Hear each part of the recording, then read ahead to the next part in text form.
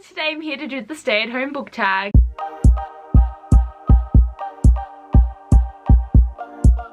So this tag has been on my radar for a while, but I never did it because I haven't actually technically stayed at home really during this whole period of COVID and everything, because I have always been an essential worker working at a supermarket, so I've never actually had to quarantine at home.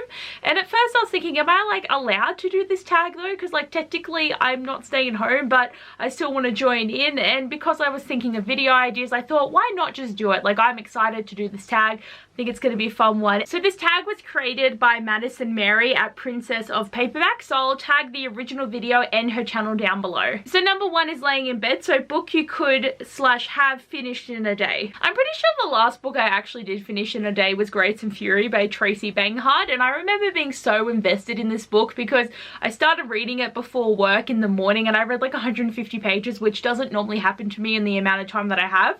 But then I ended up not going to work that day because I got snowed in. So then I finished the whole book and it was a ride, man. I had so much fun reading this. And I'm actually really shocked that I haven't even bought the sequel just to find out what happens to these characters, because stuff got intense by the end of this book. And this was a really, really good read. It was one of my favorites in the year that I read it. And I'm just sitting here just like, only have read the first book. Like, I definitely need to put that on my list of things I need to buy. So number two is snacking. So guilty pleasure book. And I really don't have like a lot of guilty pleasures, because like if I enjoy it, why is it going to be guilty? And I'm on the mind with the people that think that, because like you read a book because you want to read a book, like why is it going to be like a guilty pleasure? But the only thing I feel like I could say for that is Midnight Sun by Stephanie Meyer, because like I am not of the mind that Twilight is awesome anymore. So this is a book that I'm reading that's making me think about a lot of things, because like it's Twilight. I'm very hypocritical because half of me is loving this and half of me is just like, oh my god, ew, why am I reading this?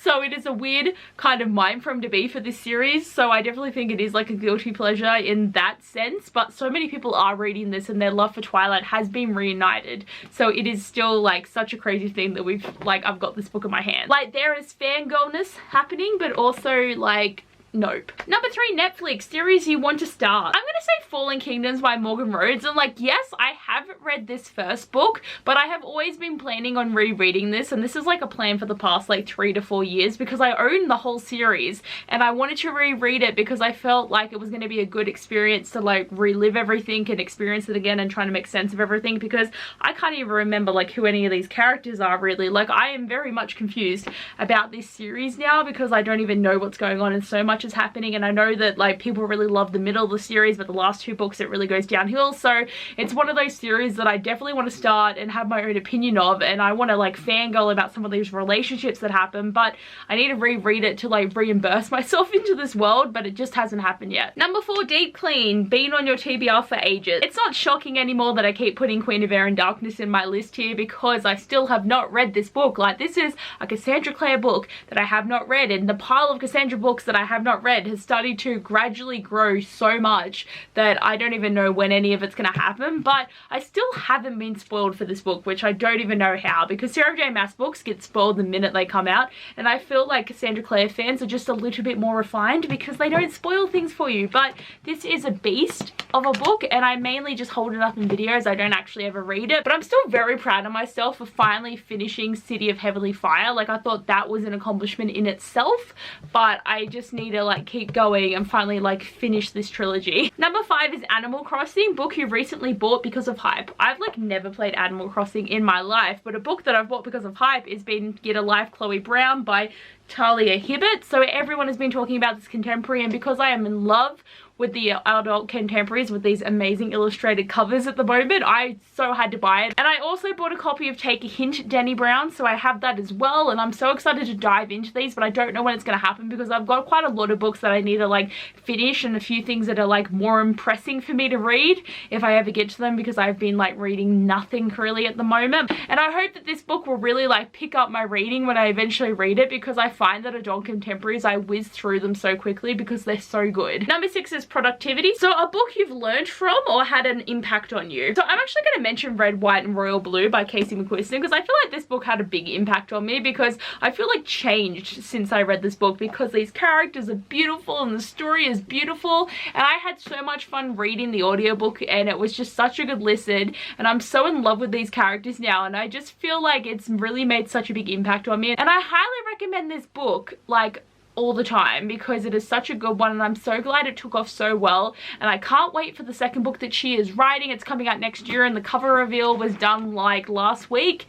Beautiful, and I'm so excited, and I'm just so glad that Casey McQuiston decided to start writing books because she's amazing. Number 7 is FaceTime, a book you were gifted. So I'm actually going to mention a book that Sasha from Sash Reads bought me, and it's fun too because we do FaceTime on like a regular basis anyway, so she is my FaceTime buddy. But the book that she bought for me was Dress Codes for Small Towns by Courtney Stevens, and this is a book that she highly enjoyed and really liked, and she always would mention it to me that I needed to read it. So when she gifted it to me, I thought it was the best thing ever because I was like, oh my god, yes, like I'm one step closer to reading one of the books that she really enjoyed, and it definitely has a really good premise. I'm really excited for it, but again, I don't know when I'm actually going to get to it because I feel like there's so many pressing things that I need to read, and like it's gonna happen, but it's like when, like nobody knows. Number 8 is self-care, one thing you have done recently to look after yourself. I'm gonna say getting a haircut because like my hair was getting so like long and matted, and it was really not fun when I brushed it, and it just never felt nice after I cleaned it, and just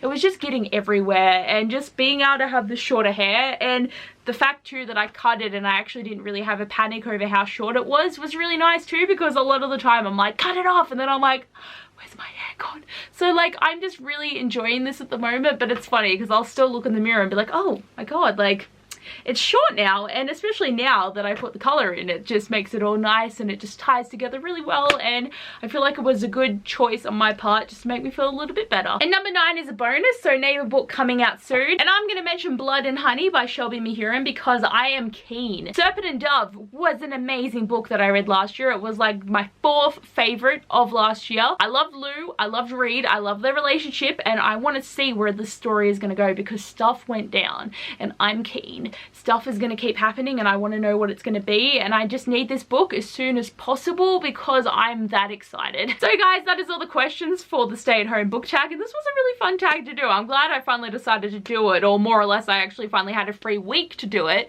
But anyway guys, I hope you enjoyed this video. Thanks for watching, and I'll see you guys next time. Bye!